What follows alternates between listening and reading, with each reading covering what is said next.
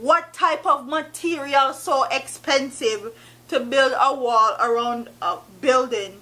I guess the wall is made of gold or something. Hi guys, so welcome to Brains and the Beat here on YouTube. Please like, comment, share and subscribe to your girl. And today's video is going to be on Petrojam. And Petrojam is embroiled with controversy following a fence that they were supposed to put up, which was estimated to cost $20 million, but the fence ended up costing Jamaica's government $100 million. One fence costs 100 Jamaican dollars, 100 million Jamaican dollars.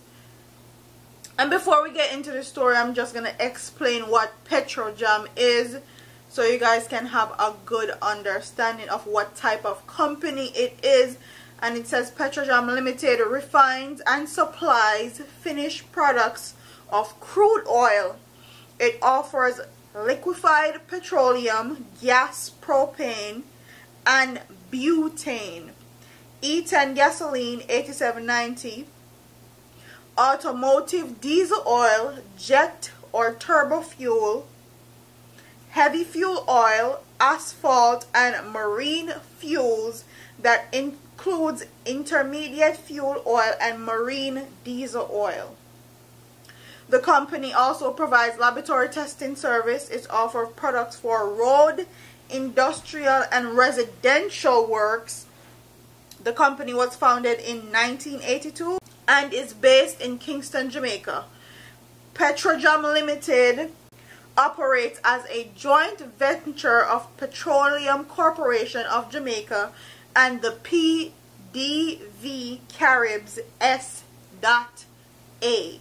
So basically everything that has to do with any type of gasoline, oil, or anything to do with fixing roads, Petrojam is responsible for those. And I'm going to get into the article, and it says 3 Jamaican members of the board of Petrojam have resigned as the controversy swirling around the state-owned refinery deepens. The 3 are United States-based chairman Dr. Percival Bado Sai, attorney at law Harold Malcolm, and the mayor of Port Maria, businessman Richard Sherry. The 3 other board members are Venezuelans. How convenient.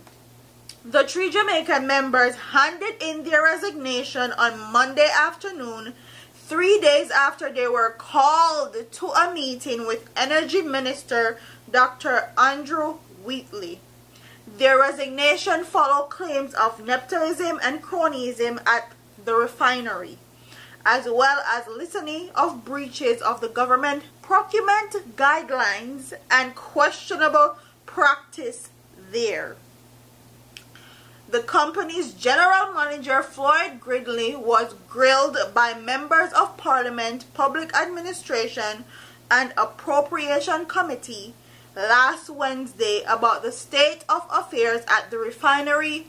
Committee members, mainly on the opposition side, reacting angrily when Gridley either could not provide an answer to their liking or refusing to answer the question. Wow. He has been asked to report back to the committee in 2 weeks with detailed reports. Among the things the opposition spokesman on energy, Philip Paulwell, wants to know is why a contract to build a perimeter wall at the refinery ballooned from the initial estimate of $30 million, that's Jamaican, that was reportedly given to the National Works Agency, NWA. I think it's entirely scandalous, the matter of the fence that was constructed, because the initial estimate was for 30 million Jamaican dollars, so I can't see what could justify how the expenditure went from all the way to just under 100 million Jamaican dollars. Powell says, I still think Jamaica poor. Y'all are still under the impression that Jamaica poor and we don't have money. $100 million to build a fence around a building. That warrants tremendous more transparency and investigations. The minister, I gathered, has removed the 3 Jamaican board members, but we need to know more. We need to know why. We need to know why, what he has found. We need to know what the report has based this decision on, so that we can be satisfied that there has been full transparency. You are not going to get transparency if you're questioning the general manager for the corporation and he refuses to answer questions. You think there's transparency there? Then we will also have to ask what the minister knew before now, and why it took us, the parliamentary opposition, to make the revelations and for payback to be made before he did what was necessary. So basically, the PNP was the one that brought it up in Parliament, that says, why did they take $70 million more than what was initially estimated for a wall around the building? The payback being referred to by Powell relates to the former board chairman, Bahosai, who lives in Maryland in the United States. Bahosai reimbursed Petrojam nearly $8,000, that's US, Jamaica's $1 million, for an airline ticket for a function that he should have attended in London in February for this year, but did not do so, reportedly because of bad weather conditions. The money was returned less than 2 weeks ago after the opposition raised the matter in Parliament. I think the resignations have left many more questions than we have gotten answer for. You think? People like these 3 chairmen that has resigned, what I want my audience to tell me is, do you think that they should have been allowed to resign? Me personally, these 3 needed to be fired. Fired. If you cannot be held accountable for your job and this basically 70 million Jamaican dollars that has gone unaccounted for while you were working somewhere, you need to be fired. Not resigned, fired.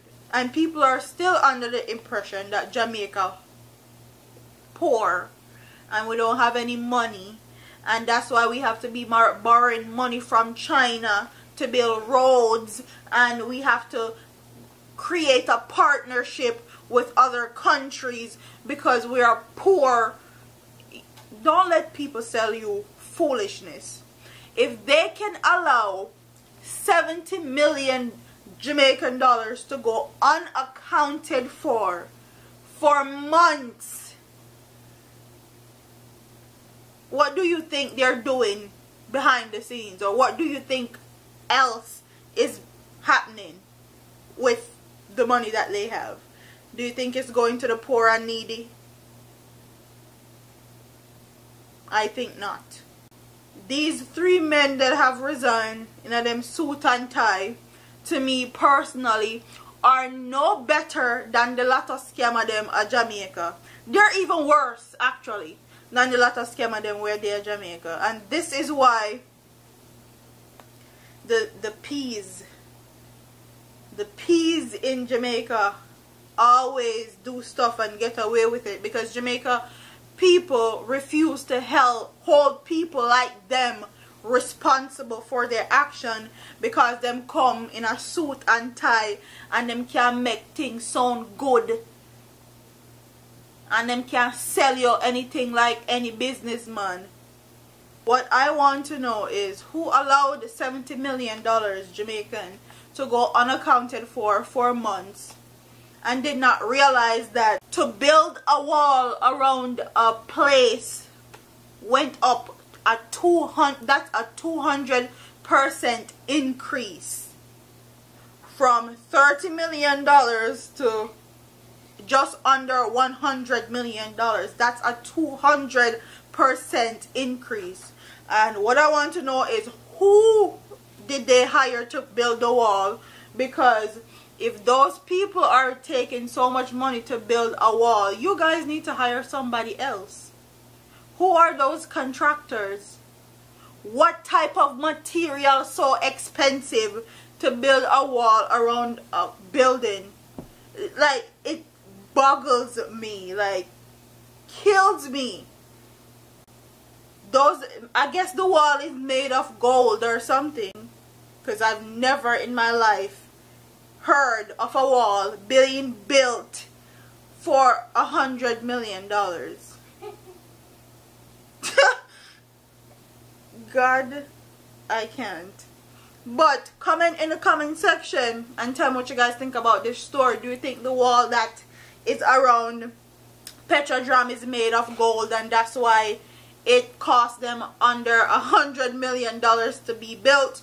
Do you think these 3 Jamaican chairmen that is in charge, that they allowed to resign, were supposed to resign? Or you think that they should have been fired? Do you think that Jamaica would see, or Jamaican government is going to see back any of that $70 million that has not been accounted for? When they say Jamaican people poor or we poor, don't believe them. They know exactly what they do with the money at Jamaica, especially where the government is concerned. Them take it, do what them want to do, and then sell on the foolishness. Like, comment, share, and subscribe to your girl here on YouTube. I'm up out of here, man. Deuces.